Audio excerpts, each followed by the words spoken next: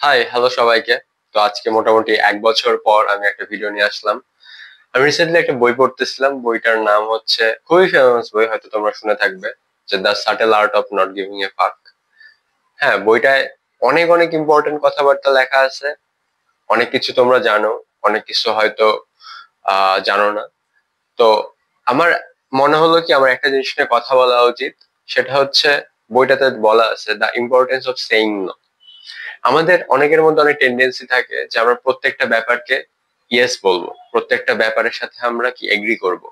But এই agri করার মধ্যে কিন্তু একটা সমস্যা আছে। মানে তুমি সবসময় যদি কোনো একটা ব্যাপারের সাথে সম্মতি জ্ঞাপন করো, দ্যাট মিনস তুমি তোমার ভ্যালুটাকে লেস করতেছো। হ্যাঁ, আমি একটা উদাহরণ দিই বাস্তবসম্মত। সেটা হচ্ছে, আমার নিজের চোখে দেখা আমার ফ্রেন্ড সার্কেল এরকম কিছু পাবলিক আছে যারা হচ্ছে just in order to fit in a circle ওরা স্মোকিং শুরু করছে। হ্যাঁ, ওরা যাতে একটু ইনক্লুসিভিটি ফিল পায়, এই জন্য তারা হচ্ছে স্মোকিং শুরু করছে, এন্ড তারা চেইন স্মোকার। এখন তারা স্মোকিং ছাড়তে পারতেছে না। তো আমি এরকম বেশ কয়েকজন ফ্রেন্ডকে জিজ্ঞেস করছি যে, এটা কি মনে করিস তোরা, এটা কি তোরা অতীত মনে করিস কিনা, বা তোদের কি কোনো রিগ্রেট আছে কিনা। তো ওরা এখন বেশ পস্তায় এন্ড ওরা চাইলেও বের হইতে পারতেছে না, কারণ তোমরা জানো হয়তো যে স্মোকিং জিনিসটা শুরু করলে আসলে বের হওয়া অনেক অনেক টাফ। তো এই বইটা এটাই বলা আছে যে তোমাকে সবসময় ইয়েস বলা যাবে না।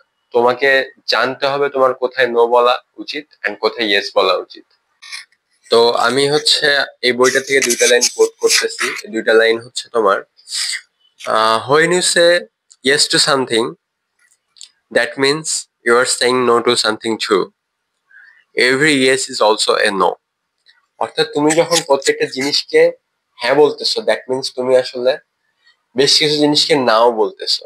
এবং তুমি যখন, ধরো, তোমার কোনো ফ্রেন্ড একটা কাজ করতে বললো, তো তুমি সেটাকে ইয়েস বলতেছো, দ্যাট মিনস তুমি ধরো তোমার একটা ইম্পর্টেন্ট কাজকে নো বলতেছো। এখন তোমার ইয়েস বলার আগে অবশ্যই ভাবা উচিত যে জিনিসটা আসলে কতটা ইম্পর্টেন্ট। হ্যাঁ, না হলে অনেক সময় হয় কি যে প্রত্যেকটা কাজে বা প্রত্যেকটা ক্ষেত্রে তুমি যখন ইয়েস বলবে বা এগ্রিমেন্টে পৌঁছাবে, তখন আসলে তুমি তোমার ভ্যালুটা লুজ করবে। তো এই জন্য আমার মনে হয় ইয়েস বলার আগে একটু ভাবা দরকার, একটু নিজেকে নিয়েও ভাবা দরকার যে আসলে তোমার তাতে উপকার আছে কিনা এন্ড তোমার কোনো ক্ষতি হবে কিনা।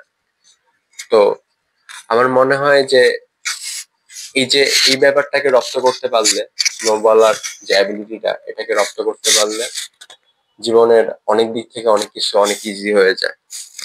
তো ঠিক আছে, আজকের ভিডিও এ পর্যন্তই ছিল। ভালো থাকবে সবাই, টাটা।